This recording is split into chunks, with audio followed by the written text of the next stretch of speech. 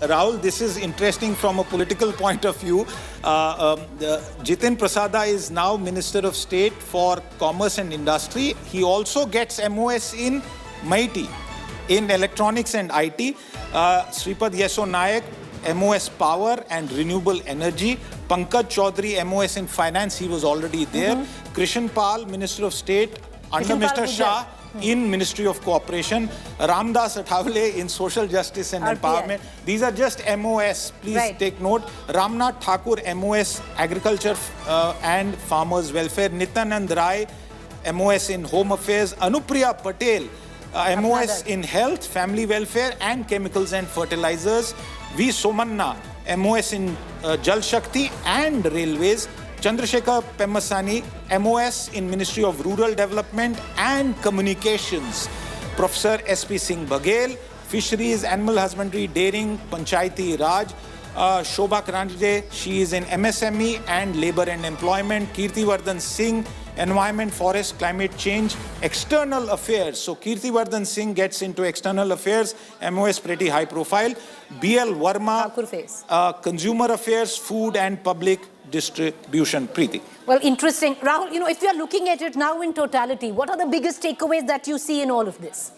One, continuity. Two, making space for allies, ensuring that they have reasonably significant portfolios, giving significant portfolios also to former chief ministers, the likes of Shivraj Singh Chauhan, the likes of Manohar Lal Khattar, because they've been brought into the cabinet. Space has been created for them. So I think that's the broad message. And the Prime Minister is saying, Sab Changasi. I think that's really the broad message he's trying to send. Whoever thought they were, you're right there. Whoever thought there were going to be these massive changes that will take place because there's coalition pressure, that's not happening. What we are looking at is practically continuity from what was the last cabinet.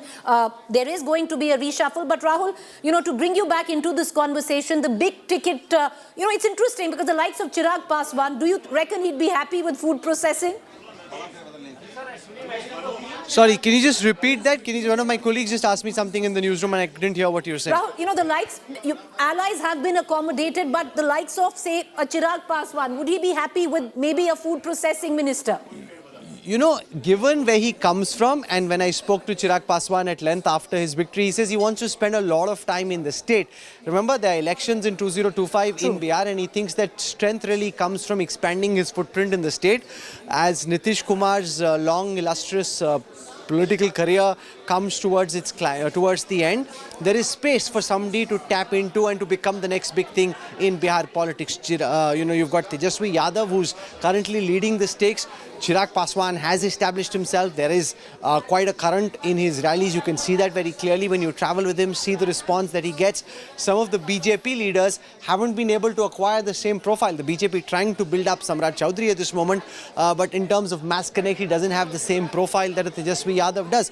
Prashant Kishore doing his own number. He's now said on the 2nd of October, he'll turn Jan Swaraj into a political party and register it. So there are different people trying. So Chirag Paswan does want to spend a lot of his time on Bihar, and apart from that, his mother, who was there on the sidelines of the conversation, saying, "Iski shadi bhi karani hai, We've had a rough few years," and the mother very keen on getting. And the moment she said that, any boy who's roughly in that age, blushing hugely, and Chirag wanting to disappear into thin air just at that moment. But the mom also has one other KRA on her list, which is to get her young son married.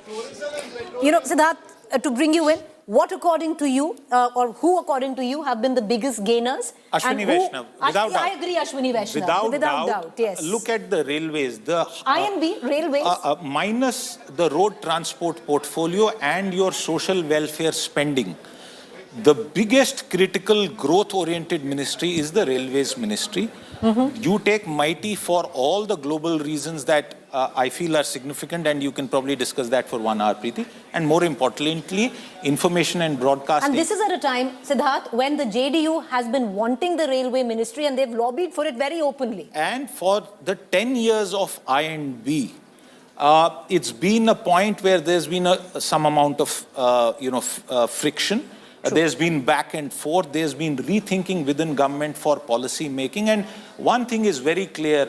Mr. Ashwini Vaishnav manages to push in some of the most difficult things in a very, very soft and calibrated manner. We have seen him handle telecom without a whiff of any controversy. We have seen the massive expansion in the railways of the Vande Bharat program. Additional capacity is being created. Although there are people who say that the railways has become more expensive, but the railways is not going to go bankrupt anytime soon. I think one of the biggest contributions to the national economy and to Bharat by the 10 years of Modi government so far have been that the railways has not been bankrupted. And on that note, Preeti, all railway stocks have been rallying since day one. God forbid had it gone to some other party, I promise you they would have dropped like 9 pins. You know, Rahul, would you want to weigh in on that? Keeping railway ministers, one of the biggest gainers, as well as INB, he replaces Anurag Thakur. Do you see now a very different relationship where at least the media is concerned and the INB ministry? The biggest gainer is journalism. Because you've got now free flow of information where ministers feel empowered to send messages themselves. I got a few when their names weren't playing on our screen saying I've got this ministry, I've got this ministry, usko bhi chala do.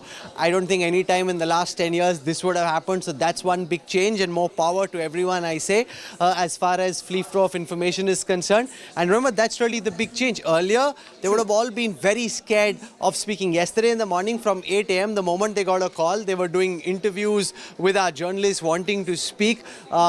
In several of these cases, the confirmations actually came much earlier from the ministers, their parties, rather than from one central source in the central cabinet. And therefore, that really is, frankly, the biggest change. And I don't know whether that will continue, because a few days later, the dust could settle and things could be back as normal, or this could be the new normal. That, I think, will really define how things go if everyone feels empowered. See, what happens is when somebody is sitting on 303 seats, everybody else just shuts up and keeps quiet. The moment the government is at 240, the others feel slightly more empowered than they would have been. It doesn't mean it's free for all. It's not like everybody just gets up and gets to say whatever they want, but they feel that they can breathe more easy, they can say what they want. And I think, frankly, that really is the biggest change. Apart from that, the fact that they've accommodated Shivraj Singh Chauhan and Manohar Lal Khattar and given them plum portfolios, I think that's really the one big change.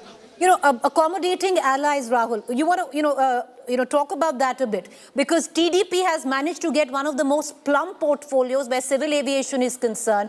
You have JDS who's done decently, but would you think JDU, where Lalan Singh getting just animal husbandry, would be happy because they were vying for the railway ministry, which Ashwini Vaishnav has kept? You know, but remember, the Prime Minister's just had a little bit of his stock hit, right? He's not completely wobbly at this moment. He understands the importance of the railway ministry, understands the importance of what Minister Ashwini Vaishnav has been trying to do. You've got bullet train corridors that are being built. In the budget, they announced they want to expand it to other parts of the country. They're trying to ensure that the track upgradation is given great emphasis. So this really is at the core of what the Prime Minister is trying to get done. So wherever he thinks he really has a very important reform agenda, he's trying to keep that with people he trusts, who he thinks can go out and get the job done. So it accommodates allies to the extent that is required, but doesn't become unwieldy, Preeti. All right.